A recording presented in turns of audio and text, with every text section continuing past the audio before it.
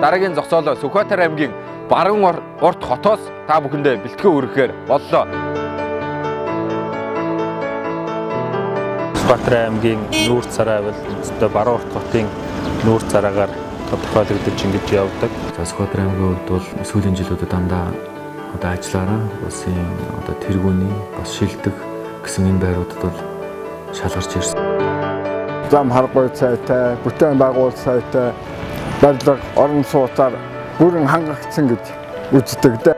Анган зэхэр талыг эцэгнийхэн төрлөө би. За энэ театр маань 2008 онд ашиглалтанд орсон. Ажил амьдралын анхны гараа энэ Жахан шаргал театраас эхэлсэн. Энд ажилдгаараа бахархдаг, хамт ажилдаг, хамт олон мэрэгжилт нэг нөхдөөдтэй бас хамт ажилдагтаа бахархдаг. Энэ сайхан толгойч цэнхэрлэн гэсэн тэр улсын дунд бид уран бүтээл төрөж яваагаараа энэ сайхан тав нутгийн уужуу сайхан ард түмний дунд уран бүтээл төрөж яваагаараа бахархаж байна.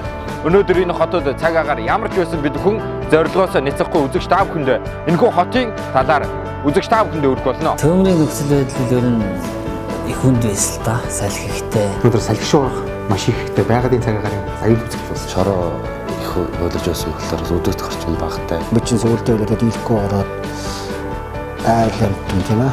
Хардлагт хаанасэл. Ингээд аян замын тэмдэг нэвтрүүлэгтээ хамт угаараа үзэгчтэй.